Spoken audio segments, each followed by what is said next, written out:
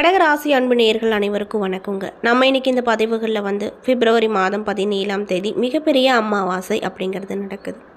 இந்த அமாவாசை அப்படிங்கிறது உங்களுக்கு என்ன விதமான மாற்றத்தை கொடுக்க போகுது, என்னென்ன விஷயத்தில் கவனமாக இருக்கணும், என்னென்ன விஷயங்கள்லாம் பண்ணணும் பண்ணக்கூடாது அப்படிங்கிறத பற்றியும் தாங்க நான் இன்னைக்கு இந்த பதிவில் உங்ககிட்ட ஷேர் பண்ணிக்க போகிறேன்.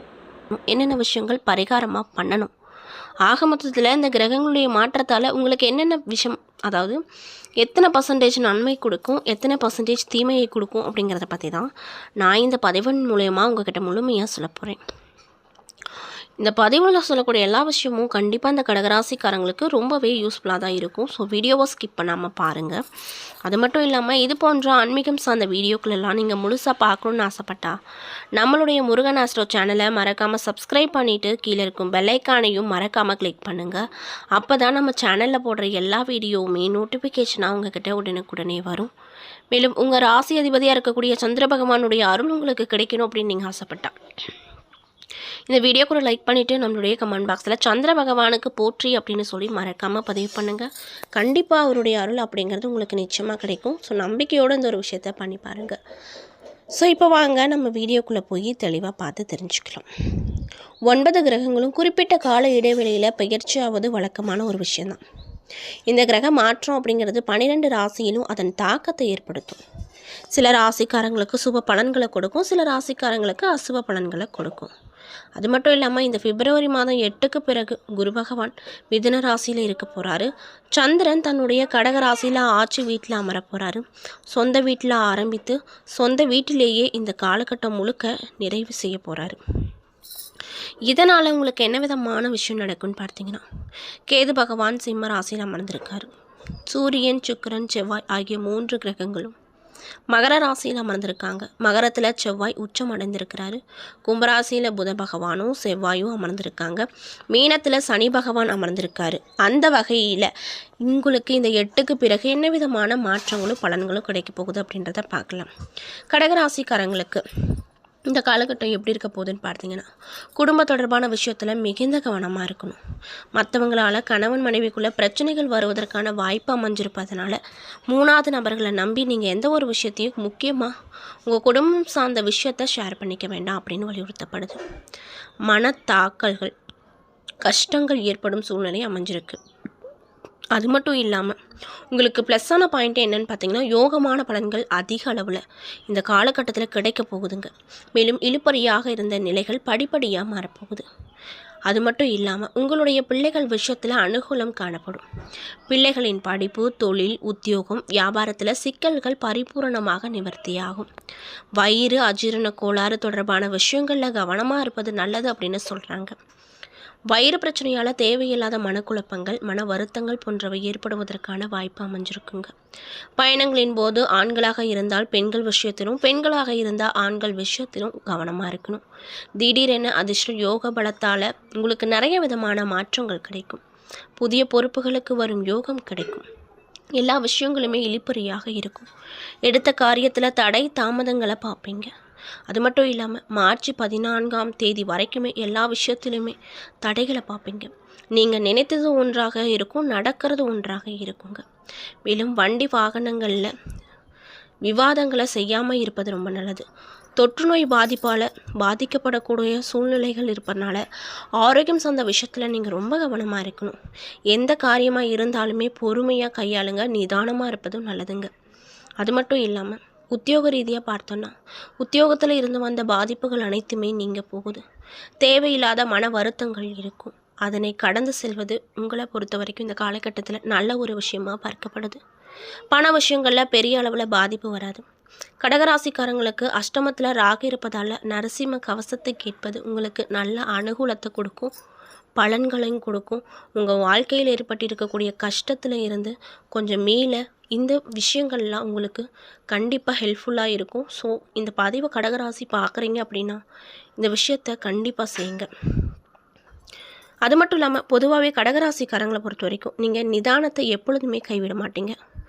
அவசரம் என்பது தங்களுக்கு பிடிக்காத ஒன்று. உத்தியோக ரீதியாக பார்த்தோன்னா உத்தியோகஸ்தாரர்களுக்கு தங்களுடைய பணியில் ஆர்வம் அதிகமாக இருக்கும். மேலதிகாரிகளால் பாராட்டுகள் கிடைக்கப்பெற்று ரொம்ப சந்தோஷகரமாக இருப்பீங்க. வியாபாரிகளுக்கு தங்களின் சிறிய தொழிலில் முன்னேற்றத்திற்கான அரசு கடன் தொகைகள் எந்த ஒரு சிரமமும் இல்லாமல் தடையும் இல்லாமல் உங்கள் கைக்கு வரும். குடும்ப தலைவிகளுக்கு பண வரவுல பிரச்சனை எதுவும் வராது. தம்பதிகளுக்கிடையே அந்யோன்யம் அதிகரிக்கும். இருவரும் தங்களுடைய பிள்ளைகளின் எதிர்காலத்திற்காக பாடுபடுவீங்க. மேலும் கலைஞர்களாக இருக்கக்கூடியவங்களுக்கு இந்த காலகட்டம் எப்படி இருக்க போகுதுன்னு பார்த்தீங்கன்னா, தயாரிப்பாளர்கள் மற்றும் இயக்குநரிடம் எடுத்தெறிந்து பேசாதீங்க. திருமணம் போன்ற சுப காரியத்திற்காக காத்து கொண்டிருக்கக்கூடிய கடகராசி அன்பர்களுக்கு வரன் தட்டி தட்டி வந்து போகும். மேலும் மாணவர்களாக இருக்கக்கூடியவங்களுக்கு தாங்கள் நினைத்த மதிப்பெண்களை வகுப்பு தேர்வில் பெற்று விடுவீங்க. இதனால் சந்தோஷமாக இருப்பீங்க. மேலும் உடல் நலத்தில் மட்டும் கொஞ்சம் கவனமாக இருங்க. அதே போல் நீங்கள் என்ன மாதிரியான விஷயத்த பரிகாரங்கள் மாதிரி பண்ணணும்னு பார்த்தீங்கன்னா, திங்கட்கிழமை அன்று மகாலட்சுமிக்கு முல்லை மலர் மாலையை சாற்றி வழிபடுவது ரொம்ப நல்லது அப்படின்னு சொல்லப்படுதுங்க. மட்டும் இல்லாமல் இந்த கடகராசியை சேர்ந்தவங்களுக்கு இந்த காலகட்டத்தில் வேலையில் புதிய சவால்களை ஏற்றுக்கொள்வது கடினமாக இருக்குங்க. இன்னும் சிலருக்கு உடல் நலத்தில் பிரச்சனைகள் வரக்கூடும். அதனால் பார்த்து கவனமாக இருங்க. வேலை அழுத்தம் சற்று அதிகரிக்கலாம். வேலையில் பொறுப்புகளும் அதிகரிக்குங்க. உங்கள் மனநிலை நாள் முழுவதுமே நன்றாக இருக்கும். உங்கள் நிதி நிலைமை நன்றாக இருக்கும். உறவில் நேர்மையும் நிதானத்தையும் பராமரிப்பதால் அதில் நல்ல பலன்களையும் கிடைக்கச் செய்யும். நிதிநிலை வலுவாக இருக்கும். அதை புத்திசாலித்தனமாகவும் செலவிடுவது அவசியமான ஒரு விஷயமா பார்க்கப்படுதுங்க. காதல் உறவில் பொறுமை மற்றும் புரிதல் அவசியம். நிதி விஷயங்களில் விவேகம் தேவை. வங்கி மற்றும் தகவல் தொழில்நுட்ப துறைகளில் இருக்கக்கூடியவங்களுக்கு வெளிநாடு தொடர்பான புதிய வாய்ப்புகள் வரும். வணிகர்களுக்கு புதிய வாய்ப்புகள் கிடைக்கும். இது மன அழுத்தத்தை ஏற்படுத்தும். விமர்சனத்தை முன்னேற்றுவதற்கான ஒரு வழிமுறையாக எடுத்துக்கோங்க. அது மட்டும் இல்லாமல் உங்கள் நிதி நிலைமை திருப்தி தரக்கூடிய வகையில் இருக்கும். எந்தவித பெரிய நிதி முடிவுகளையும் தவிர்த்துக்கோங்க. சிலர் பணம் அல்லது சொத்து தொடர்பான விஷயத்தில் குடும்பத்திற்குள் தகராறுகள் வரக்கூடும்.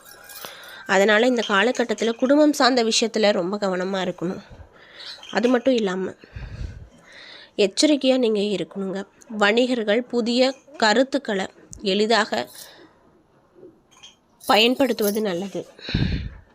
கடகராசி சேர்ந்தவங்களுக்கு இந்த காலகட்டத்தில் மூத்த குடும்ப உறுப்பினர்கள் அல்லது உடன்பிறப்புகளுக்கு மருத்துவ சிகிச்சைக்காக நீங்கள் நிதி உதவி வழங்க வேண்டிய நிலை வரும். நாளின் பிற்பகுதிக்கு மேலே நிலம் அல்லது வீடு வாங்குவதற்கு விற்பதற்கு உகந்த நாளாக பார்க்கப்படுதுங்க. அது மட்டும் இல்லாமல் இந்த காலகட்டத்தில் செழிப்பு உங்கள் பக்கம் இருந்தாலுமே உங்கள் செலவுகளை சமாளிக்க முடியும். மதிய வேளையில் உங்களுக்கு நிதி கிடைக்குங்க. நீங்கள் ஒரு அலுவலகத்தில் வேலை செய்தால் காதல் உறவுகளில் இருந்து விலகி இருப்பது நல்லது. காதல் விவகாரங்களில் வீட்டு எதிர்ப்பை சந்திக்க பெண்களுக்கு இந்த காலகட்டம் பெற்றோரிடமிருந்து ஆதரவு கிடைக்கும். ஒருவருக்கொருவர் நேரம் ஒதுக்குவது சமமாக இருக்கும் அப்படின்னு சொல்கிறாங்க. உங்கள் காதலரை எல்லையற்ற அன்பால் பொழிய வைப்பீங்க. அது மட்டும் இல்லாமல் வழக்கமான பரிசோதனைகள் அப்படிங்கிறது ஆரோக்கியம் சார்ந்த விஷயத்தில் இருக்கணும். உங்கள் உணவில் சிறப்பு கவனம் செலுத்துங்க. அதே போல் கடகராசிக்காரங்களுக்கு இந்த அமாவாசைக்கு பிறகு ஆன்மீகம் சார்ந்த விஷயத்தில் அதிகமாக ஈடுபாடு இருக்கும். அது மட்டும் இல்லாமல் மாணவ மற்றும் மாணவிகள் இந்த காலகட்டத்தில் கவனச்சிதறல் காரணமாக மதிப்பெண்கள் குறைய அதிகப்படியான காரணம் இருப்பதால் உங்களுக்கு அவ்வப்பொழுது ஏற்படுகின்ற சந்தேகங்களை அவ்வப்பொழுது உங்களுடைய ஆசிரியர்களிடம் கேட்டுக்கொள்வது ரொம்ப நல்ல ஒரு விஷயமாக பார்க்கப்படுதுங்க. என்ன நண்பர்களே, இந்த பதிவுகளில் அமாவாசைக்கு பிறகு கடகராசி நேயர்களுக்கு கிடைக்கக்கூடிய பலன்கள் என்ன விஷயத்தில் கவனமாக இருக்கணும், பரிகாரங்கள்லாம் என்ன மாதிரி செய்யணும் அப்படிங்கிறத பற்றியும் நான் இன்றைக்கி இந்த வீடியோ பதிவின் மூலியமாக தெளிவாக உங்ககிட்ட ஷேர் பண்ணியிருப்பேன். இந்த பதிவில் சொல்லியிருக்கக்கூடிய எல்லா விஷயங்களும் கண்டிப்பாக உங்களுக்கு பயன் தரக்கூடிய விஷயமாக தான் அமைஞ்சிருக்கும். ஸோ வீடியோ பிடிச்சிருந்தால் லைக் பண்ணுங்கள், ஷேர் பண்ணுங்கள். அது மட்டும் இல்லாமல் நீங்கள் இப்போ தான் முதல் முறையாக நம்ம சேனலை பார்க்குற மாதிரி இருந்தால் மறக்காமல் சப்ஸ்கிரைப் பண்ணிவிட்டு கீழே இருக்கும் பெல் ஐக்கானையும் மறக்காமல் கிளிக் பண்ணுங்கள். அப்போ தான் நம்ம சேனலில் போடுற எல்லா வீடியோவுமே நோட்டிஃபிகேஷனாக உங்கள்கிட்ட உடனுக்குடனே வரும்.